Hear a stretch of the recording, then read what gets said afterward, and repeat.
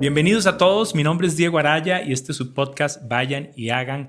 Hoy estamos en el episodio 14 y es un episodio de cierre de serie. Hemos estado metidos en el tema de estructura organizacional y hoy es un episodio de cierre, queriendo ser muy prácticos en el trato del tema, y me acompaña Arthur Denier. Amigo, ¿cómo estás? ¿Qué tal? ¿Qué tal? Gracias por la invitación. Claro, nosotros contentos y privilegiados de verdad de poder compartir estos últimos 4 episodios con vos y agregas un montón de valor con tu expertise y yo sé que la gente con los comentarios también nos los ha hecho saber. Y bueno, cerrando esta serie, ¿de qué queremos hablar hoy? Vamos a estar hablando de los elementos prácticos para crear ese plan estratégico que mencionábamos en el episodio anterior y de verdad retarlos a todos que nos escuchan y ven a llevar estos recursos a la práctica. Ahí es donde van a ver un efecto, creo, muy significativo en las organizaciones, en la iglesia, en el ministerio. Entonces, Arthur, de una vez aplicándonos a los temas y siendo así súper efectivos, ¿cómo podemos evitar que un plan estratégico se quede solo en el documento, en el papel? ¿Qué hacemos para llevarlo a la práctica? ¿Qué hacemos para pasar de la receta a las galletas? Me encanta la pregunta porque es muy realista. Yo creo que todos habrán visto alguna vez un plan estratégico que se quedó guardado en una gaveta o una misión y una visión que no pasan de ser un póster en la recepción. Esto es muy común. Creo que hay varias cosas, al menos 3 o 4 que deberíamos tener en cuenta para que el plan estratégico pueda realmente ser parte de la praxis del ministerio. Por un lado, debe ser un documento muy corto, muy sencillo, muy práctico. Un documento larguísimo de muchas páginas se va a quedar guardado porque es impráctico. Entonces, corto, sencillo, práctico. Ese es uno. El otro punto, debe ser un documento realista. El plan estratégico debe ser totalmente aterrizado en la vivencia diaria de la organización, de manera que responde a lo que está sucediendo y atiende a las necesidades organizacionales. Un punto igualmente importante, el tercero, sería que el plan estratégico debe ser un documento participativo, debe ser elaborado no por el director general del ministerio o el pastor de la iglesia, sino por todo el mundo. Debe ser el resultado de un proceso de participación organizacional. De manera que todos pueden decir, este es mi plan. Eso que está ahí lo dije yo, esta es mi idea. Y nos comprometemos a desarrollar el plan porque es nuestro, no el plan del pastor o por el estilo. Y el último punto que creo que es necesario decir aquí, para que el documento del plan estratégico realmente sea parte de la praxis diaria, tenemos que llevarlo a las reuniones, tenemos que consultarlo antes de tomar decisiones. Debe ser un documento de referencia y de consulta diaria. Claro, importante. Acá en Singular tenemos lo que hemos llamado la filosofía ministerial o la identidad ministerial, y nosotros mismos nos hemos sentido muy retados. Y dentro de nuestras metas, una es que esa identidad organizacional, esa estructura, esa filosofía, visión, misión y todo, permee cada aspecto de la organización. Claro. Y lo digo con el conocimiento de causa de que tenemos algunos años de seguir enfocados en esto. Y ha sido un proceso, a lo interno lo digo como participante del ministerio activamente, ha sido un proceso de mucho aprendizaje, porque constantemente, como decís, hay que revisarlo, hay que tenerlo, porque si no, se va quedando en el olvido. El reto aquí es que el plan estratégico permee la cultura organizacional. Y los especialistas en el tema nos dicen que cualquier proceso de cultura organizacional tomará entre 4 y 7 años. Así que todavía les queda tiempo para seguir trabajando en incorporar ese plan en el ADN de la organización. Sí. Pero y es rico también constatar de que ya se nota el fruto. Yo creo que también cuando uno lleva a cabo el plan y hay cosas que te emocionaron en escribir. Digamos que yo tuve el privilegio de participar en ese plan y en la estrategia y fue un proceso intenso, pero fue de mucho crecimiento. Y ahora aplicándolo y viéndolo e impulsándolo, también hay una sensación de mucha satisfacción en el sentido de qué rico ver el bebé crecer. Claro. Y qué rico ver que otra gente que fue, vamos, más ajena tal vez en ese momento por un tema de tiempo, espacio, ahora lo toma también Claro. y se apropia de él. Y esa sensación que tenés de ver tu bebé crecer es la sensación que queremos que todos tengan en la organización. Sí. Que todos sean el papá de la criatura. Estamos en ese reto y desde la experiencia también reto a las personas a que Claro. piensen en esa forma.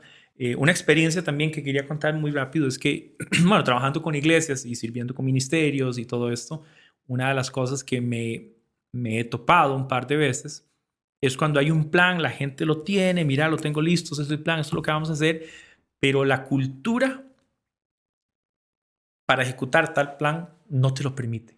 O sea, hay una contraposición o resistencias que la gente no se da cuenta hasta cuando quiere echar a correr el plan, se da cuenta que no tienen la cultura que requieren para sostenerlo. Eso es parte de lo que hay que considerar cuando se redacta un plan. Y es importantísimo, porque es frustrante estar en una dinámica en la que quieres llevar a cabo cosas, pero donde la misma estructura, no con mala intención, pero donde la misma estructura te inhabilita, te bloquea. Y bueno, y es desgastante, ¿verdad? Para alguien. Tengo una historia de éxito, lo llaman en este sentido. Trabajé asesorando a una iglesia que tiene 20 años de trabajar por la intuición del pastor, guiados por el Señor, pero sin un plan, etc. Y decidieron pasarse a un modelo de planificación organizacional.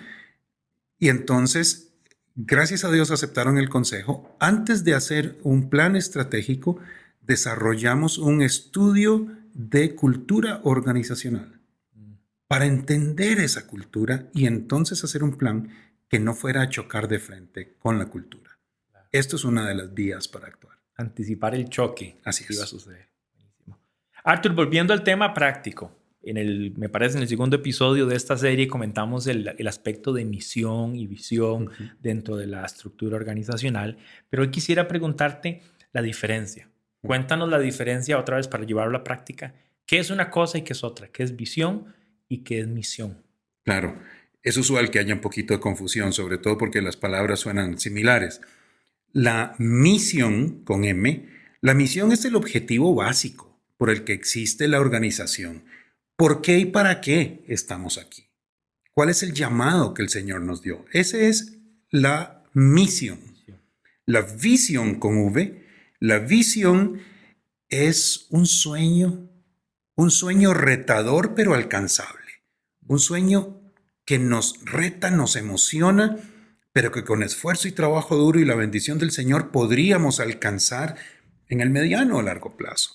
Entonces, digamos que si la misión es por qué y para qué estamos aquí, la visión es el resultado de hacer esa misión bien hecha después de unos años. Claro, es bueno, literalmente es visionar, es lo que uno cierra los ojos y ve y se ilusiona. Es visionar, exactamente. La visión me define las metas grandes que quisiera conseguir en el futuro, en términos realistas, pero siempre sin perder ese aire inspirador. Una visión bien redactada es algo que me dice, wow, yo quiero ser parte de eso. Claro. Y qué chiva cuando alguien, en especial alguien que es nuevo, tal vez está introduciéndose a un grupo de personas, un grupo de trabajo, cuando lee la visión y conecta y dice, uy, yo pensaba en algo parecido. Además que es una cosa muy, muy interesante conectar con visiones, porque hay una cosa personal de decir, mira, hay algo en lo personal que conecta con eso y hace mucho clic cuando la gente en especial anda buscando una organización o algo que le ayude a proyectar su propia carrera o sus cosas. La misión no tiene ese elemento. La visión lo que hace es emocionarnos y orientarnos hacia el futuro. La misión es un poquito más explicativa. La misión es básicamente una declaración clarificadora. Nos dice qué es lo que hacemos, para quién lo hacemos y cuál beneficio les traemos a esas personas. Una vez escuché esta frase que decía que la visión de organizaciones eclesiásticas o de organizaciones que tienen como característica medular que sirven en función del reino, siempre deben tener el factor de que esa visión es imposible de alcanzar si no es por el Espíritu Santo y la intervención de Dios. Así es. Y me motivó un montón. Yo dije, sí, que chiva visionar algo que solo Dios puede ayudarnos a concretar. Y eso me emocionaba Por supuesto. un montón. Siguiendo en ese orden, Arthur, en el tema de visión y misión, ¿cómo lo escribimos? ¿Cuáles serían algunos consejos para redactar visión? Primero, deben ser procesos participativos. Creo que lo que voy a decir se aplica tanto a vision como a mission. Okay. Para redactar esas declaraciones necesitamos un proceso participativo. Todas las personas en la organización tienen que tomar parte en esto, porque si no va a ser la visión de la junta directiva, etc. Entonces, lo primero es que debe ser un proceso participativo. Lo segundo es que necesitamos redactar un párrafo sencillo. Estoy hablando de lenguaje cotidiano y de pocas palabras. Cuando asesoro organizaciones en esto, yo les digo jocosamente que debemos ser tacaños con las palabras. Usualmente le trato de poner el reto a la gente que acompaño en estos procesos de redactar tanto la visión como la misión, cada una en 30 palabras o menos. No hay una razón técnica de que sean 30, nada más es un numerito redondo que me gusta, pero es poner un límite. Sí, claro. Yo he visto redacciones de una declaración de misión de 120 palabras. Necesitas una página. Entonces, una redacción de 30 palabras es algo que podemos articular bien, que lo podemos hacer práctico, llevar a la realidad cotidiana. Lo que más no lo podemos aprender de memoria. Sí. Que sea muy, muy práctico. Y que no esté escrito en Reina Valera, diría yo, con eso que estás diciendo del lenguaje, ¿verdad? Que no sea vosotros que pertenecéis. Sí. En lenguaje de la calle, con el lenguaje que hablamos en nuestra casa. De hecho, eso conecta también con las personas que vamos a servir en la organización. Claro. Tal vez quería hacerte una pregunta para aclararme. Yo tengo esta duda. ¿Cómo hacer de este proceso que es participativo al final algo que termine en algo? O sea, yo voy a explicarme. ¿Cómo hacemos para meter 20 o 30 personas en un lugar y decir, o sea, trabajemos en la visión? Entonces, sí. ¿Cómo hacerlo participativo, pero que se logre? Porque siento que hay un reto ahí también práctico. Yo diría que esto es como cuando uno va a pescar y al grupo primero tenés que darle cuerda y después tenés que recoger la cuerda. Uh-huh. Es un equilibrio muy delicado para los que trabajamos asesorando organizaciones. Es un equilibrio muy delicado. Tenemos que dejarlos que conversen, que la pasen bien, pero después tenemos que ir recogiendo el grupo para irlos forzando a producir resultados. En algunos casos, amistosamente, tenemos que sonar el látigo y tenemos que forzar un poquito al grupo a concretar. Yo creo que un consejo práctico en esto es traigan a alguien de afuera. Uh-huh. Hay ministerios como DAI, con el que yo sirvo, que tienen estas opciones y tienen especialistas que pueden ayudarles a desarrollar este proceso, que conocen el camino y que pueden guiar al grupo. Es mucho más agradable y mucho más fácil cuando alguien de afuera nos está orientando que tratar de hacerle caso a alguien de la casa. Sí, claro. Además de que es un proceso paulatino, yo me imagino como un embudo, ¿verdad? Que vayamos de lo más amplio, de lo más general, claro, de todas las partes, a lo específico y a la conclusión. Y eso va a llevar más que unas tantas sesiones de discusión, de estira y encoge, de conversación, de preguntas, de evaluación, de análisis.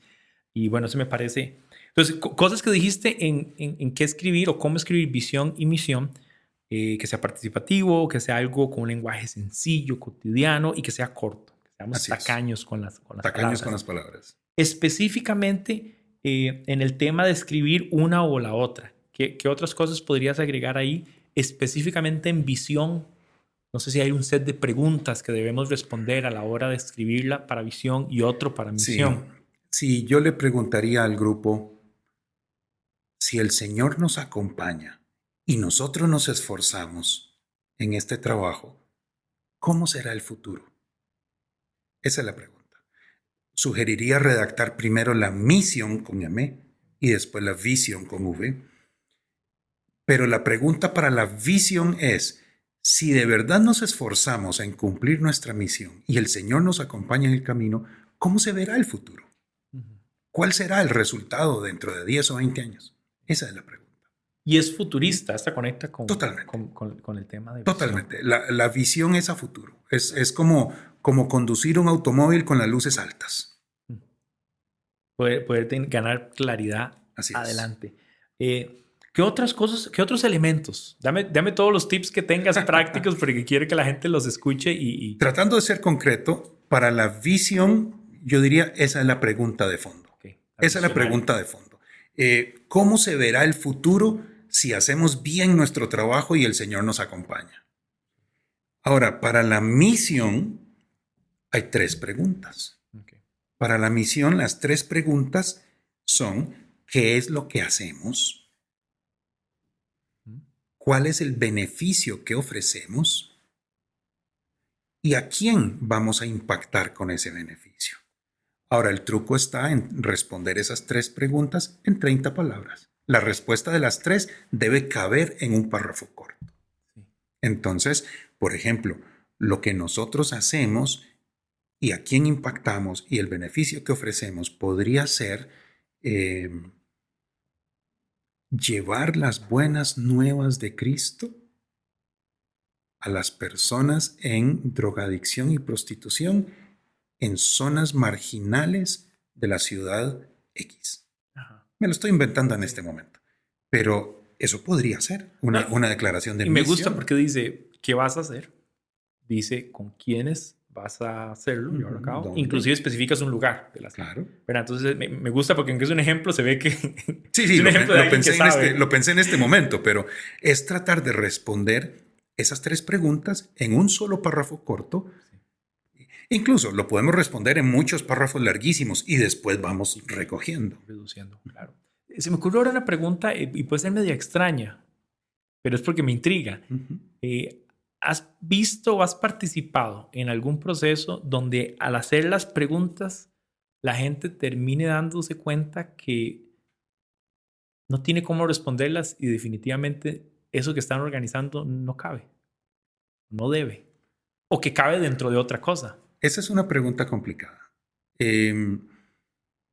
Sí, en todos los procesos hay una parte que es identificar todas estas respuestas y priorizarlas.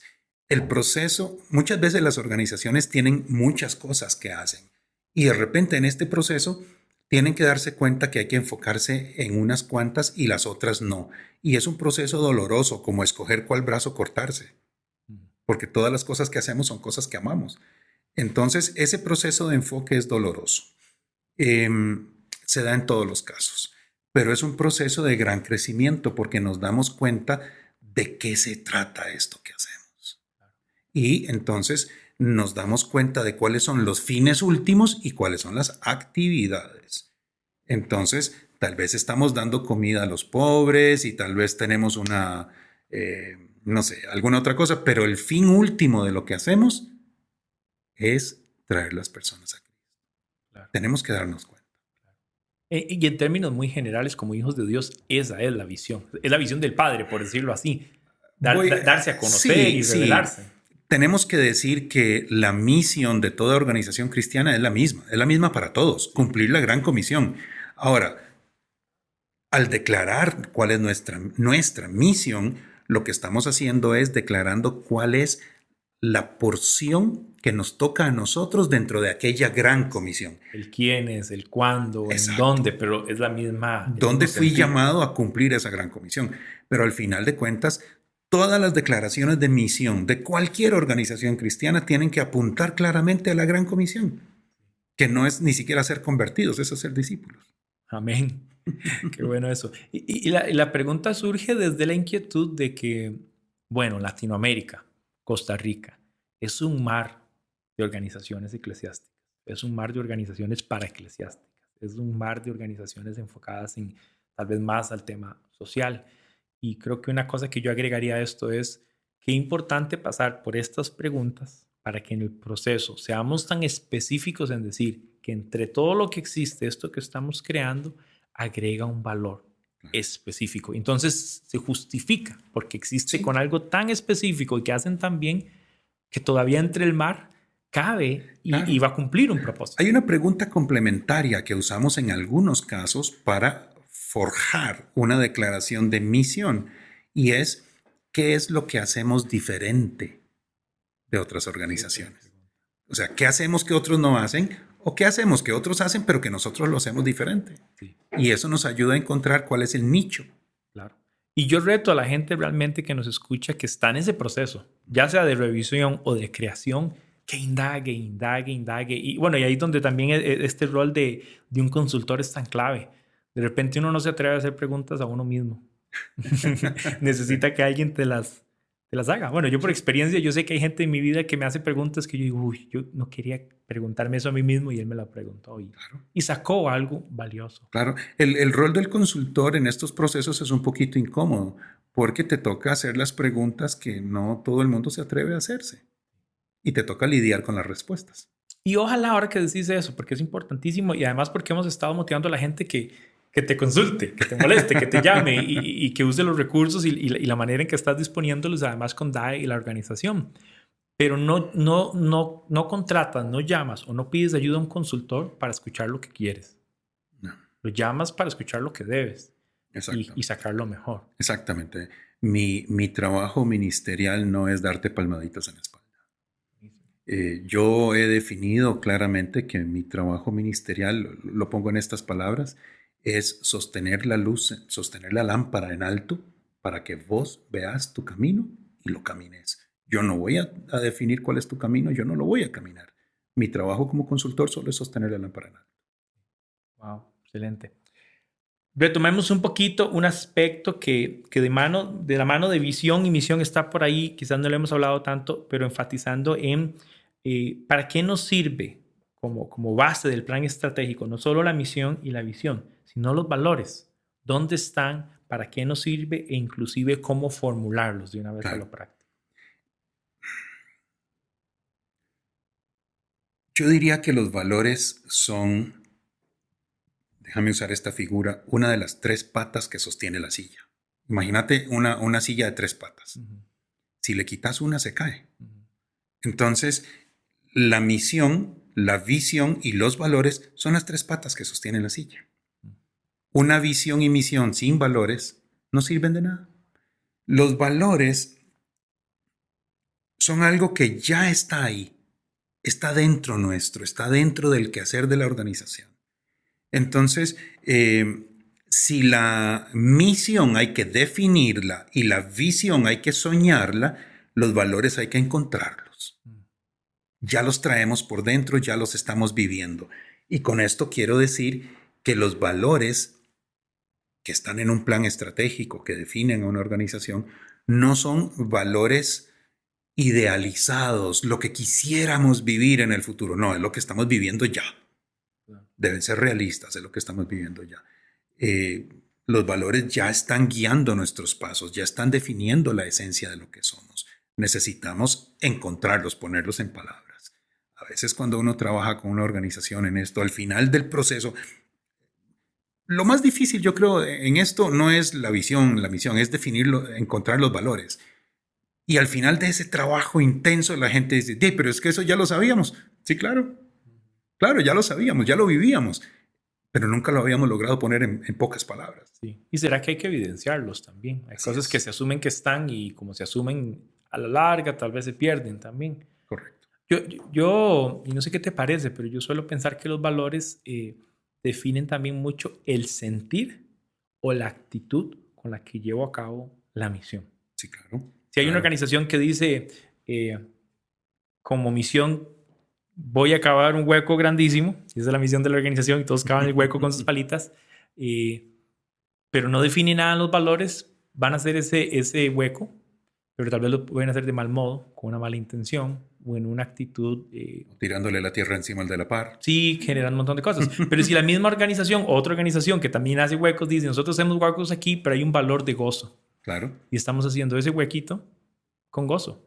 Y pongo este ejemplo porque es un cambio sutil, no en la misión, es un cambio sutil en los valores. En los valores. Que determinan cómo se siente la gente que está haciendo el hueco. Que determina cómo se conducen las personas. Entonces, podríamos muy bien decir que los valores son aquellas cosas para las cuales nadie tiene que pedir permiso. porque todos sabemos que de esto se trata, que así es como nos conducimos. Entonces nadie tiene que pedir permiso al nivel jerárquico superior para hacer algo que va plenamente con los valores. Y es algo que debemos rescatar de nuestras organizaciones, en especial hablando de organizaciones de creyentes, de gente que ama a Dios. ¿Por qué? Porque creo que con el entendimiento de Dios viene un entendimiento de un set de valores. Correcto. Que me conectan con Él. Los valores vienen de la cruz. Totalmente. Totalmente. Los valores vienen de la cruz, los valores son del reino. Tiene que ser así, no hay de otra forma. Y es determinante, o sea, y uno lo experimenta porque uno dice, sé lo que es enseñar con el gozo de hacerlo y con el disfrute de hacerlo, claro, con el respeto y la ética de hacerlo, pero también sé hacerlo por cumplir y a regañadientes. Sí, Entonces es muy importante, me parece a mí, depurar la intención, la actitud y el sentir de la gente. Déjame darte un ejemplo que me acaba de salir en la mente en este momento. Una organización cristiana podría tener como valor la conservación ecológica. Está muy de moda el tema. Ahora vos me decís, ¿y eso qué tiene que ver con ser cristianos? Y con llevar a las personas a los pies de Cristo y desarrollar discípulos. Es que el valor no es la conservación ecológica. El valor en este ejemplo que me estoy inventando podría ser ejercer una mayordomía responsable de la creación que Dios nos ha dado. Y ya lo conectas. Claro que sí. Entonces, los valores derivan de la cruz. Y son valores del reino. Eso es una nota al pie de todo lo que estamos hablando. Sí, claro. Los valores son los que el Padre nos está inculcando, nos está enseñando y nos modeló en Jesús. Así es. Arthur, para cerrar, tenemos 4 episodios de estar conversando. Yo he aprendido muchísimo. Me imagino la gente en casa también. Gracias de nuevo por tu tiempo, tu expertise. Tómate 1 o 2 minutos y me dices para la gente, especial la gente que nos está escuchando y que dice, yo quiero entrarle a este proceso, necesito entrarle. ¿Cuáles son tus tips, tus consejos o tu comentario final retando a estas personas con el reto tan grande de reestructurar, de administrar, de liderar y desarrollar estructuras sanas?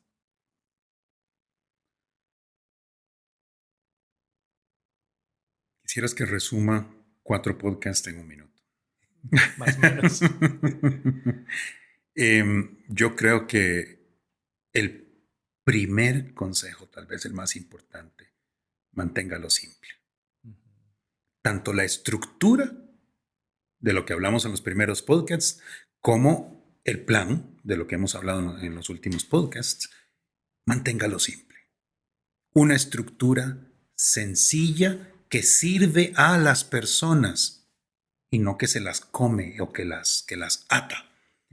Un plan que sirve a la estructura y no que le estorba. Entonces, manténgalo simple. Ese es el primer consejo, definitivamente. El segundo tendría que ser hágalo participativo, tanto la estructura como el plan. La estructura debe ser no piramidal, debe ser totalmente matricial, debe ser plana y ancha, con pocos niveles jerárquicos y con una sensación de que aquí todos juegan, aquí todos participan. Debe ser una estructura totalmente participativa. Y esto se aplica también para los planes. El desarrollar un plan estratégico con sus declaraciones de misión, visión, valores, etc., que tenga un impacto en la práctica cotidiana, tiene que ser un plan desarrollado de forma participativa, desde el presidente de la junta directiva hasta el conserje, desde el pastor hasta los hermanitos que acaban de entrar a la iglesia. Toda la comunidad de fe, toda la comunidad ministerial tiene que participar. Y tal vez el tercer consejo, evalúelo. Y también se aplica para la estructura y para el plan. Evalúe la estructura. Una estructura cuya forma, cuyos métodos, cuyo accionar no es evaluado periódicamente, se convierte en una cárcel, se convierte en una camisa de fuerza. La estructura necesita ser evaluada y actualizada periódicamente. El plan estratégico, lo mismo. El plan estratégico se convierte en un recuerdo y a veces en un mal recuerdo si no lo evaluamos y lo vamos actualizando y modificando. El plan necesita ser evaluado. Entonces, para resumir lo que hemos hablado en estas 4 conversaciones, así en 1 minuto yo tendría que decir, manténgalo simple, hágalo participativo, evalúelo. Excelente. Me encanta la sencillez, pero lo profundo de Sí. estas palabras. Arthur, muchísimas gracias otra vez por tu corazón de compartir con nosotros. Te aprecio mucho a nivel personal y como organización, como decíamos al inicio, nos has ayudado un montón y yo quiero aconsejar a la gente de verdad que contacte a Arthur en sus redes sociales. Vamos a poner todos los links en la descripción del podcast y en la descripción del video. Además de que queremos ofrecerles, hablando tras bambalinas, ¿verdad? Hablamos de un PDF que queremos hacer un compendio de las cositas que hemos hablado, que Arthur va a estar trabajando en esto y queremos compartirlo. Entonces búsquenlo en las redes sociales. Es una manera como de agregar un poco más de valor a lo que hemos querido compartir con ustedes. Y una última cosa, quiero retarlos a que compartan estas charlas a personas que ustedes saben que necesitan escucharlo. De repente eso sería un regalo para algunas personas que están en el proceso de evaluar y de crear y de refrescar su esfuerzo organizacional. Bueno, y con esto nos dejamos, Arthur. Muchísimas gracias. Muchas gracias por la oportunidad. Dispuesto para servir a quien se pueda servir y en lo que puedan requerir. Genial, amigo. Muchísimas gracias. Saludos a ustedes en casa. Que Dios les bendiga y vayan y hagan discípulos.